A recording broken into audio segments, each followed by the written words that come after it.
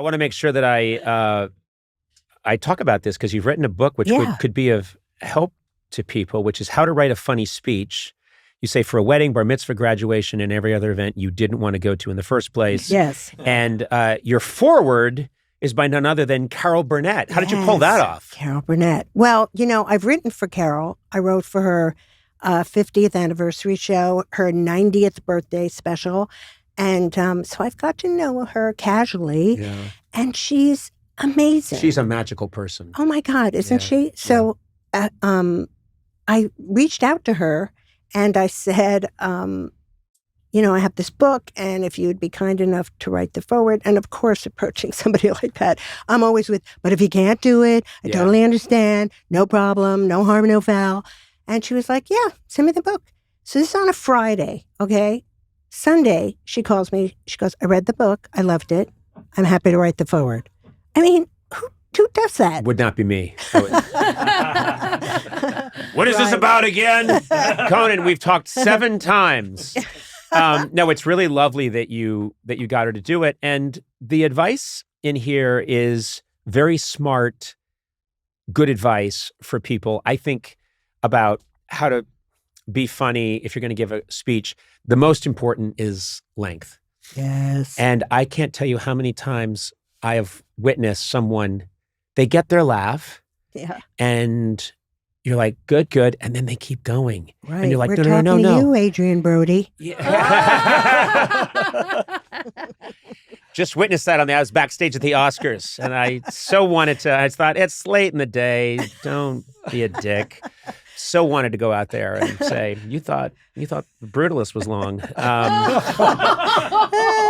It would have been it was just such a softball hanging there. And I thought, how close were you to do? Very close. I could see where you. I was, for a second, I almost said that speech needed an intermission. But then I thought, I'm going to see him in a minute and his payback's coming from the world.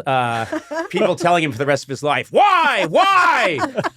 But what you said, you know how many people get up and do a speech, and they don't say who they are. They just start talking about the person. And you're sitting there 3 minutes in going, is this his aunt? Is this a teacher?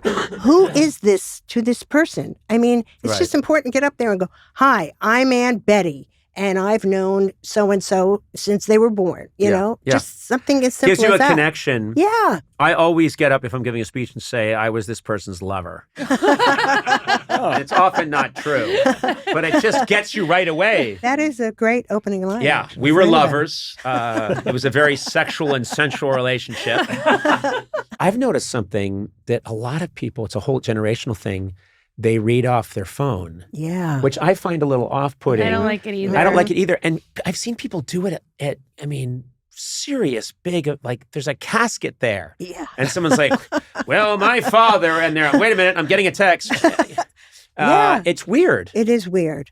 Part of the advice we give in the book is you don't have to memorize it, just if you have a card, have some bullet points. Yes. But also, practice it in front of someone who's going to be at the event that knows the person. That's a good idea too. But reading is, that's a big turnoff. Also, leave room, space, like have ideas of what you want to say, but leave space for what's happened in the last 10 minutes. Uh-huh. So that I'm looking around for, okay, I think I know what I'm going to do. But if a coffee urn exploded 2 minutes ago, yes. Don't just lock into, nope, this is what I wrote last night. Mm-hmm. Make room for the coffee urn. Yeah, be in the moment. Be in the moment. Mm-hmm. And people react to that so beautifully. Humans know when something real is happening. I don't know how I like humans. These humans I've encountered in my time here on Earth, but they do. They know when something organic is happening, and they can also sense when it's not. Yeah, absolutely. We have a lot of jokes in there, jokes to steal for the events, but the beginning, middle, and end, it's really not all that difficult. People can make it harder than it actually is. Yeah, and look at it. It's handy, right? Small. It's not a giant tome. It's not a tome. No. This is not a tome. This is not a Torah. What's the stick you read with? Hey, thank you for the Jewish reference. Well, I said the stick. So I don't think I get a lot of, what? Adam, the what? The yod. Yes. The yod? Fellow Okay. Jew in the group. How to write a funny speech for a wedding, bar mitzvah, graduation, and every other event you didn't want to go to in the first place, with a foreword by Carol Burnett. And it actually is a very helpful book. And this was nice to get a chance to sit down with you and talk to you because you're such a fixture in the comedy business that in all the best ways that I'm constantly seeing you and we're crossing each other in busy hallways and there are showgirls and people dressed as horses and, That's right. people dressed as German soldiers and you're on in 5 minutes. Hey, Carol, how's it going? Hi, Conan. And we pass each other. So this is really lovely that we got to do this. And you know what I wanted to say, because I would be remiss if I didn't. I mean, to host the Oscars is really a tough gig. It's really, really tough. But I will tell your audience that beforehand, when I went to wish you luck, you said, you know what? I just want to have fun out there. Yeah.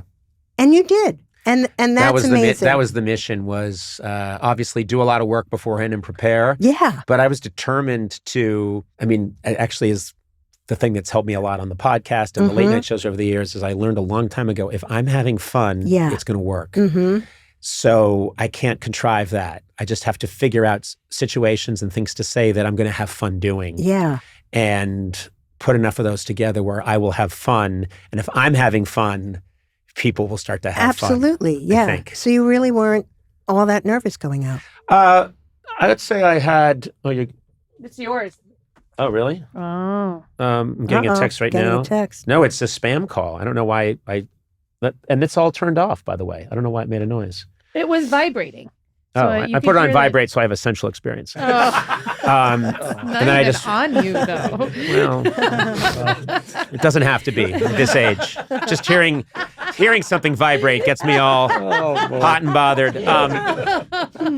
But no, I'd be lying if I said I did a lot of preparation, but when the time comes to and they tap you to go out, let's just say you're focused. Yes. I'm not a nervous wreck, but I am very aware. Yeah. You go into that tunnel vision, which I'm sure, you've had a million times. When it's time to go, I don't think nervous is the right word for it. Right. Because I'm nervous when I go to the dentist. Yeah. It's a different feeling. It's a real intense, everything narrows. Yeah. Everything narrows to like a pinpoint of light. Anyway, congratulations on the book. Thank you. And thank you so much for coming. Oh, and it's my come on, pleasure. we'll come on back. We have a lot to talk about. I don't. We sort of have a lot to talk about. How come I'm the only one not talking like this? Yeah, because you haven't had a small stroke.